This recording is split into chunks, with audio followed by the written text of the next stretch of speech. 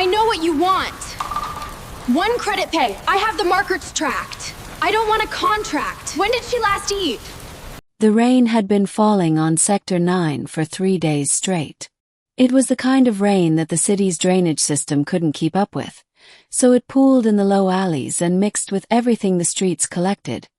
Oil and rust and the particular gray mud that formed when enough broken city dissolved into enough standing water. Nobody who had a choice was outside in it.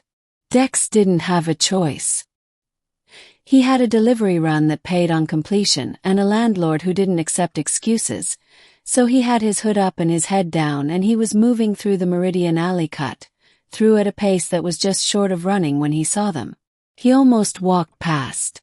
He nearly did walk past, took 2 full steps beyond them before something made him stop and turn around.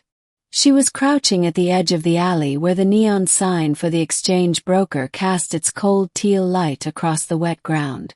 The sign read only $1 and beneath it a handwritten addition in the broker's shorthand that Dex had seen enough times in Sector 9 to translate without thinking.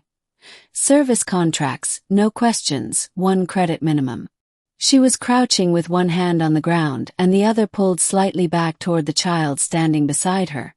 And the look on her face was the look of someone who has thought through every available option and arrived at this one not because it was acceptable but because everything else was already gone.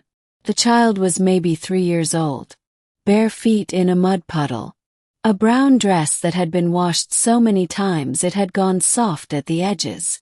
She was looking at nothing in particular with the blank endurance of a very small person who has learned that waiting is what you do. Dex stood in the rain and looked at them for 3 seconds. Then he walked over.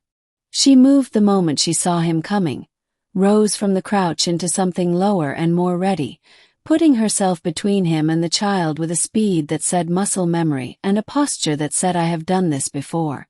I'm not, he started. I know what you want, she said.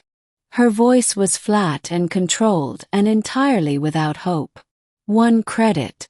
Have the marker. You just need to register at the... I don't want a contract, he said. He stopped.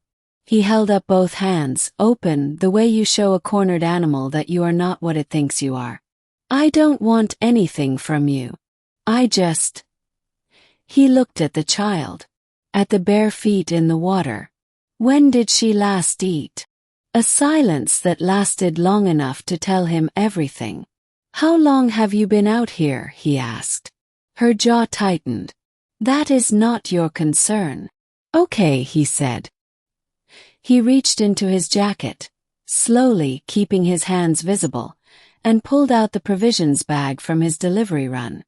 He held it out to her. There's enough in here for 2 days. Maybe 3 if you're careful. I don't need it back. She stared at the bag. She stared at him. Why? She said. The same single-word question he'd heard before in different voices, and it always meant the same thing.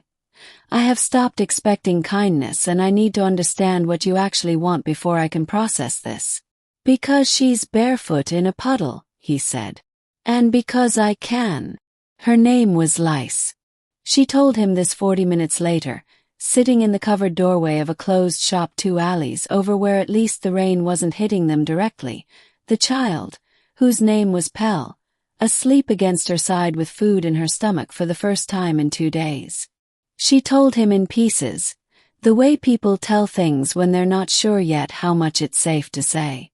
Her people had been in Sector 9 for 6 months, part of the second wave of off-world resettlement after the border agreements. Her partner had died in the crossing. She had a housing assignment but the building had failed inspection, and the alternative was a compound across the city with a waiting list that moved at the speed of bureaucracy that didn't care if you were cold and wet in the meantime.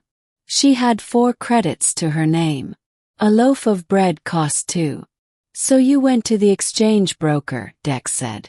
I was going to, she said. Carefully. I hadn't gone in yet. He nodded.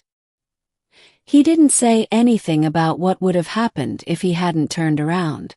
I have a couch, he said instead. In my unit. It's not much. But it's inside and it's dry and there's a kitchen. He paused. It's yours. Both of you. Until the housing list moves. She looked at him with those ice-blue eyes that had been assessing threat since the moment he walked up, and he could see the calculations still running, the checking and rechecking of what this was and what it would cost. No contract, he said. No conditions. You need somewhere dry and I have somewhere dry. That's the entire arrangement. You don't know me, she said. You were about to sell yourself for 1 credit to feed your daughter, he said quietly. I know you're a mother who ran out of options. I know that's enough. Pell shifted in her sleep and made a small sound, and Lys's hand moved automatically to the child's hair, smoothing it, the gesture so practiced and instinctive that it happened before anything else, before the wariness or the calculation or the careful distance she kept from everything. That was the thing about mothers, Dex thought. You could see the whole of them in that single motion. She stayed 4 weeks. The housing list moved faster than expected. A unit opened up 3 blocks away, small but intact, and Dex walked her through the registration process and showed her where the market was and introduced her to Mrs. Halen on the ground floor, who kept an eye on things and occasionally watched small children when their parents needed an hour. On the last morning, Pell gave him a drawing she'd made on the back of a packaging sheet.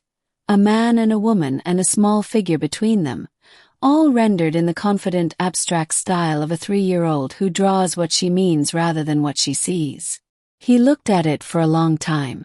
She drew you a family, Lys said from the doorway, with her bag at her feet and her posture still carrying the slight readiness she'd never quite lost. But her eyes, those ice-blue eyes, were different now than they'd been in the alley. Less calculating. More present. Yeah, he said. I see that.